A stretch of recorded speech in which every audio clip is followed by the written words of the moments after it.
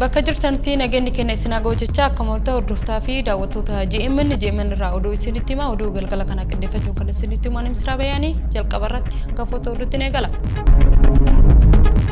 Daandiin waggaa 30 ol gaafii hawaasaa ture deebii argatee jiras jedhameera.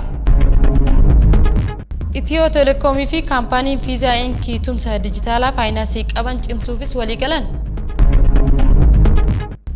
Raashiyaa fi Itoophiyaan tumsa fayyaa irratti walii qaban cimsuufis walii galtee mallatteessanii jiru.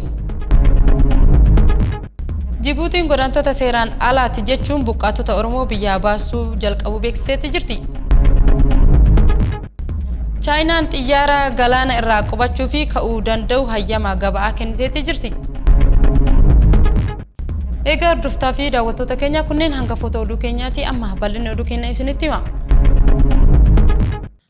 Daandiin guddichi Arsii Bahaa kan waggaa 30 ol gaafii hawaasaa bara dheeraa ture Itayyaa Roobee Aminyaa Balee Gaskaarii fi Seeruu Abbaas wal quunnamsiisu parsantii dhumarra ga'utu himame. Daandiin guddichi kuni keessumaafuu hawaasa bal'aa Arsii Roobee kaasee hanga Seeruu Abbaas wal quunnamsiisu waggoota darban hedduuf osoo hin suphamin hafuun yeroo amma hawaasa aanaa Seeruu Balee Aminyaa fi Roobee rakkisaa tureefis furmaata argachuun beeksisaniitti jiru. Ijaarsi daandii asfaaltii Itayyaa Roobee Seeruu Abbaas parsantii 85.4 irra ga'utu himame. Ijaarsi piroojeektii daandii asfaaltii Itayyaa Roobee Seeruu boqonnaa tokkoffaan parsantii 85.4 irra ga'utu bulchiinsi daandiiwwanii Itoophiyaa beeksiseetti jira. Daandiin kiiloomeetira 75.6 kan dheeratu yoo ta'u amma hojiin kiiloomeetira 68.43 asfaaltiin uwwisuun xumuramaa jiraachuus ibsameetti jira. Piroojeektiin aanaa fi magaalattii meetira 19 hanga 21 kan bal'atu yoo ta'u gandoota meetira 15 fi baadiyyaatti ammoo meetira 10 bal'ata jedhameetti jira. Daandichi aanaalee godina Arsii keessatti argaman aanaa Heexusa Loodee fi Heexusa Deeksis Roobee fi Seeruu Abbaas kan wal quunnamsiisu ta'uu ibsameetti jira. Itiyoo Telekoomii fi kaampaaniin tajaajila kaardii kaffaltii Ameerikaa Fiizaan Inkii tumsa dijitaalaa faayinaansii qaban cimsuufis akka hojjetan beeksisaniitti jiru. Dabalata isaa Lubeen Girmaa akka itti aanutti isinitti himti. Itiyoo Telekoomii fi kaampaaniin Fiizaa King tumsa dijitaal faayinaansii qaban cimsuudhaaf walii galan. Itiyoo Telekoomii fi kaampaaniin tajaajila kaardii kaffaltii Ameerikaa Fiizaa Link tumsa dijitaala faayinaansii qaban cimsuudhaaf akka hojjetan beeksisanii jiru.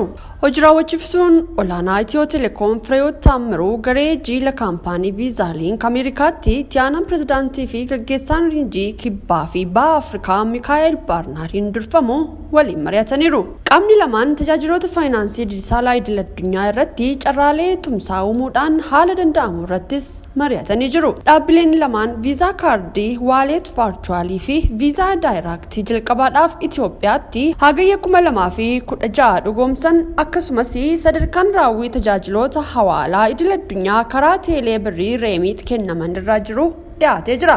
Raawwiin onnachisaan karaa tajaajiloota hawaalaa galmaa'ee fi keessumaa sababa riifoormii diinagdee goorootiin carraan gabaa guddachuun ibsamee jira. Riifoormiin tajaajiloota hawaalaa idil addunyaadhaaf fedhii maamiltootaa irratti bu'uureffatee itti fufiinsaan hojjetamaa jiraachuunis kaafamee jira. Teelee birriin ijaarsa diinagdee dijitaalaa ammataa fi qaqqabamaaf qooda ijoo bahaa jira kan jedhanii fi teelee birriin neetwoorkii idil addunyaa viizaa waliin qindaa'uudhaan tajaajiloota faayinaansii dijitaalaa kalaqa of keessaa qabu dhiyeessuudhaaf carraaleen akka jiran ibsanii jiru.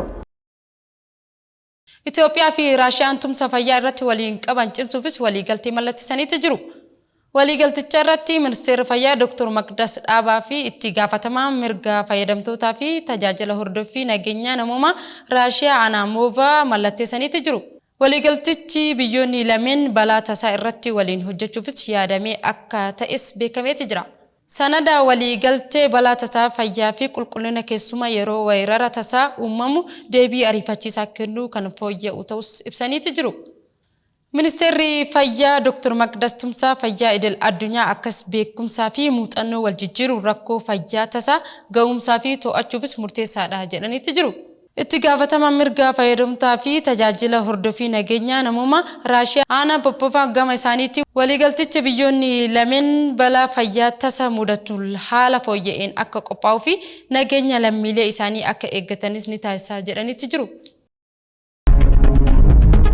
Egaa hordoftaa fi daawwattoota keenya oduun hanga ammaa isinitti himne oduu biyya keessaatii amma oduu biyyaalee isinitti hima. Uummanni Oromoo waggoota dheeraaf kanneen Jibuutii jiraachaa turan lammiileen Itoophiyaa dhalataan Oromoo biyya gad lakkisanii akka ba'an mootummaan Jibuutii beekse. Ministeerri biyya keessaa biyyattii godaantonni seeraan alaa Jibuutii keessa jiran torban tokko keessatti dhuma baatii eblaa akka biyya ba'anis ajajeetti jira. Murteen kun adda durummaa yaaddoo nageenyaa fi fayyaa irratti kan hundaa'e ta'us ibsameeti jira. Odeeffannoo kana BBC'n akka gabaasetti lammiileen Itoophiyaa waggoota dheeraaf achi jiraachaa turan guyyoota muraasa keessatti gara biyya isaanii akka deebi'an mootummaan Jibuutii beeksisuu ibseeti jira. Haa ta'u malee ibsi mootummaa Jibuutii kuni lammiilee seeraan alaa haa jedhu malee lammiileen kun waggoota 30 oliif biyyuma san jiraachaa turus himaniiti jiru. Akka dhaabbanni mootummoota gamtoomanii bara 2024 qofa Jibuutii keessatti godaantonni 558 gara biyyoota birootti ce'uuf osoo yaalaa jiran du'uun isaaniitu ibsameeti jira.